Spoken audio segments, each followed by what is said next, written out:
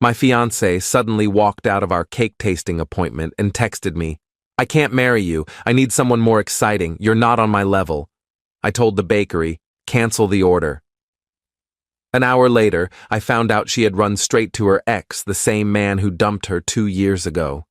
3 days later, she and her ex were both standing at my door, panicking while I'm Ethan, 31, and until last week I thought I had my life figured out. I'd been engaged to Kara for 7 months, together for 2 years total.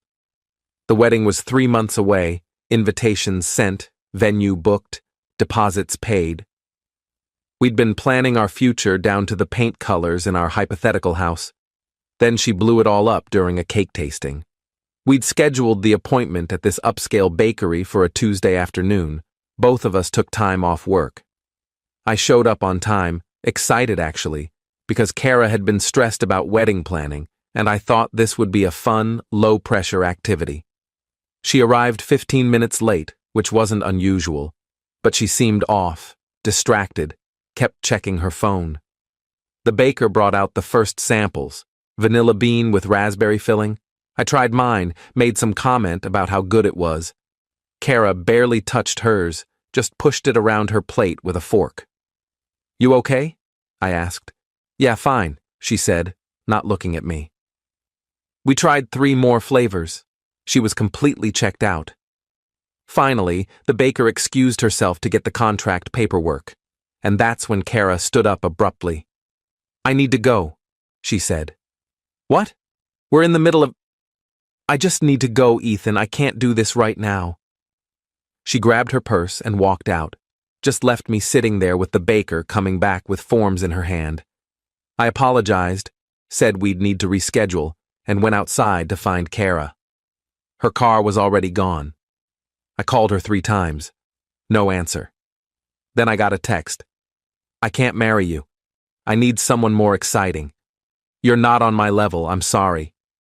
I stood in that parking lot for probably 10 minutes, just staring at my phone. Not on her level? We'd been together for 2 years. She'd said yes when I proposed. We'd planned an entire wedding. And she was ending it via text in a bakery parking lot? I went back inside and told the baker to cancel our order.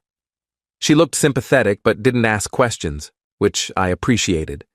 Then I drove home in a daze. By the time I got home, Kara had already come by the apartment, we lived together, and taken some of her things, not everything, just essentials, clothes, toiletries, her laptop. There was no note, no explanation beyond that text. I called my best friend Ryan, told him what happened. He went quiet for a second, then said, "Man, I hate to tell you this, but Kara's ex Brandon is back in town. I saw him at the gym yesterday. He asked about her." Brandon, Kara's ex-boyfriend from before me. They dated for 3 years, and according to Kara, he dumped her out of nowhere, moved across the country for work, broke her heart. She'd told me multiple times that their relationship had been intense, but toxic, that she'd grown as a person since then, that she'd never go back to that. "You think she's with him?" I asked Ryan. "I don't know, but the timing's weird." I checked social media. Nothing. Then I did something I'm not proud of.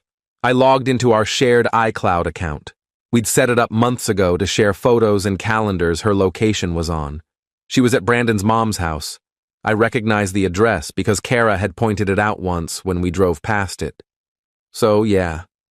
She'd walked out of our cake, tasting, and driven straight to her ex's place. The ex who supposedly destroyed her. The ex she claimed she was completely over.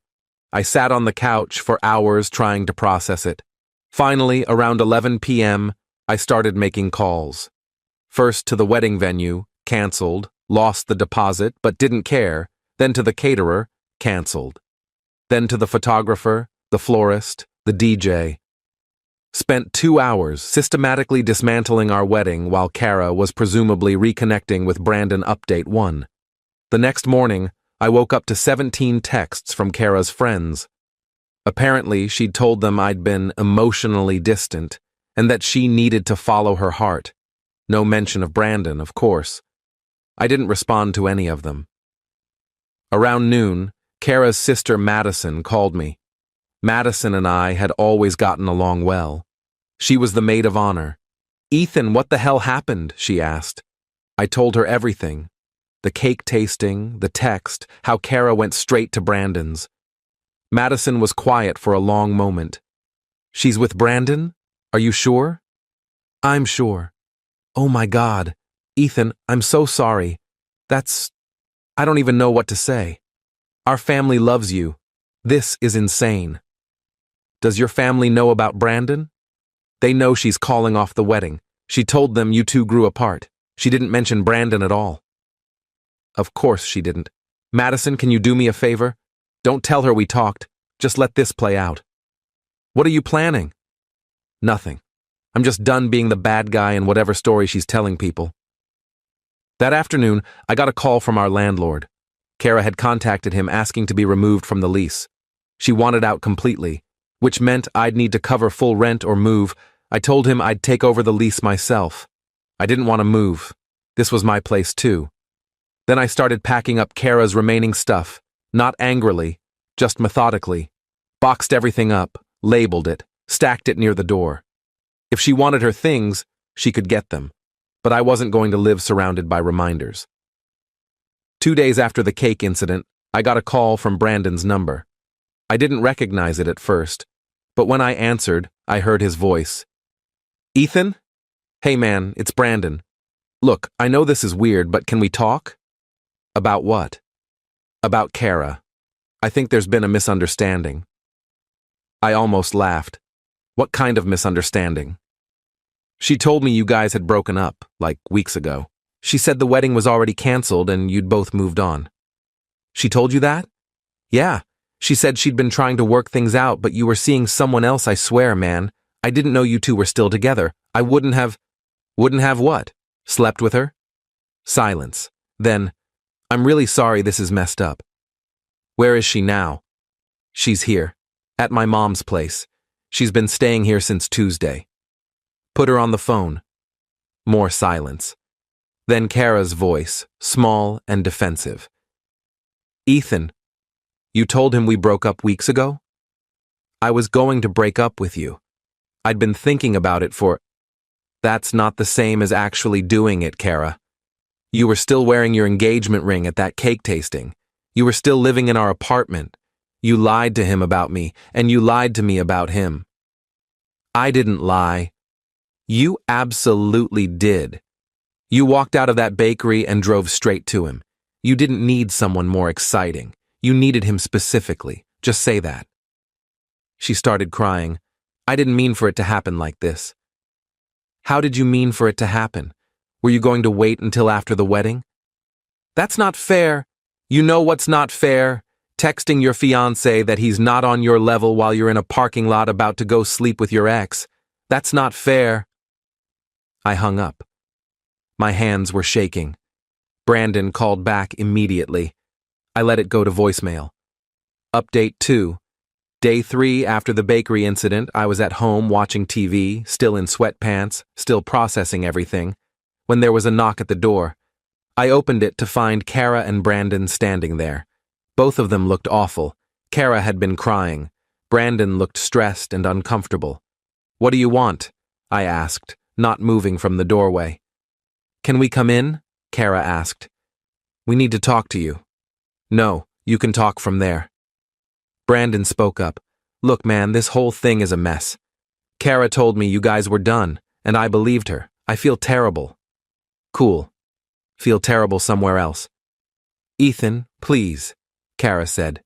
"Can we just talk like adults?" "Adults don't blow up their relationships via text message, Kara." "What do you want?" She took a shaky breath. "I made a mistake. A huge mistake. I got scared about the wedding and I panicked, and I ran to Brandon because he felt safe and familiar. But I realize now that I love you. I want to fix this." I stared at her. "You want to fix this?" "Yes. I know I hurt you, but people make mistakes. We can go to counseling, we can postpone the wedding, whatever you need." "What changed?" I asked. 3 days ago, I wasn't on your level. What's different now?" She glanced at Brandon. He looked away. Brandon and I realized we're not compatible anymore, she said carefully. We've both changed. It wasn't what I remembered. So you came back to me because it didn't work out with him. That's your pitch? That's not what I'm saying. That's exactly what you're saying. You wanted to see if the grass was greener, it wasn't, so now you want to come back to the safe option. Brandon finally spoke up again. Dude, for what it's worth, I told her this was a bad idea. You deserve better than this. Thanks for the advice, I said flatly. From the guy who slept with my fiancée. Ex-fiancée, Kara said quietly. Yeah, I agreed. Ex, that's the one thing you got right. Ethan, please. Your stuff is packed in boxes by the door. I'll leave them on the porch tomorrow morning. Don't contact me again. We're done. You're not even going to consider... Consider what? Taking back someone who called me boring and ran to her ex the second things got real?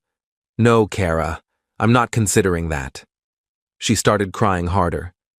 Brandon put his hand on her shoulder, but she shook him off. I'm sorry, she said through tears. I'm so sorry.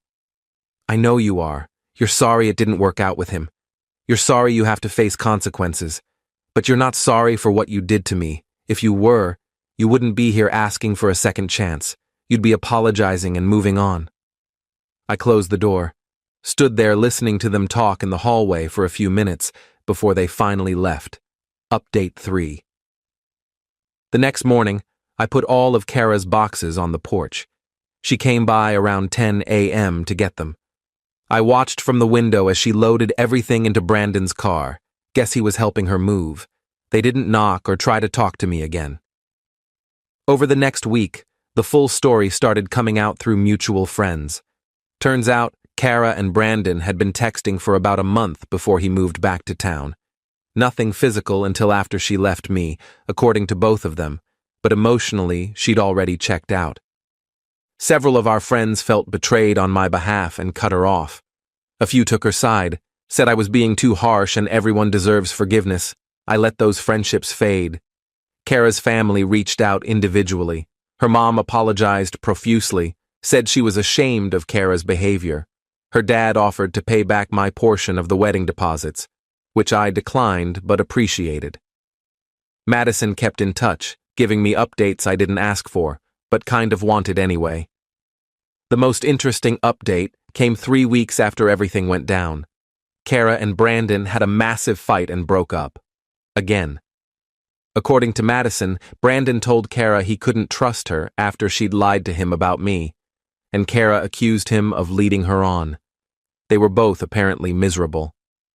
She keeps asking about you, Madison told me over coffee. Wants to know if you're seeing anyone, if you hate her, if there's any chance you'd talk to her. What do you tell her? That you've moved on and she needs to do the same. Good. Have you moved on, though? I thought about it. I'm getting there. Some days are harder than others, but I'm not sitting around waiting for her to come back, if that's what you mean. That's good. You deserve someone who doesn't need to test other options to appreciate you. Final update. It's been 4 months since the cake tasting disaster. I'm doing okay. Better than okay, actually. I threw myself into work, started going to the gym regularly, reconnected with friends I'd neglected during the relationship. My apartment feels like mine now, instead of ours. I got a dog, a rescue named Murphy, who's an absolute mess but makes me laugh every day. Kara tried to reach out a few times, a long email apologizing and explaining her thought process, which I read once and deleted. A birthday text I didn't respond to. A message through Madison asking if we could meet for coffee to get closure. I declined through Madison. I don't need closure from her. I got my closure when I canceled that wedding and packed up her stuff. I heard through the grapevine that Kara's been struggling. Lost some friends. Her family's disappointed in her. She's in therapy trying to work through why she sabotaged a good relationship. I don't take pleasure in that, but I don't feel guilty about it either. She made her choices. Brandon apparently moved back across the country. Couldn't handle the drama and awkwardness of running into mutual friends who knew what happened.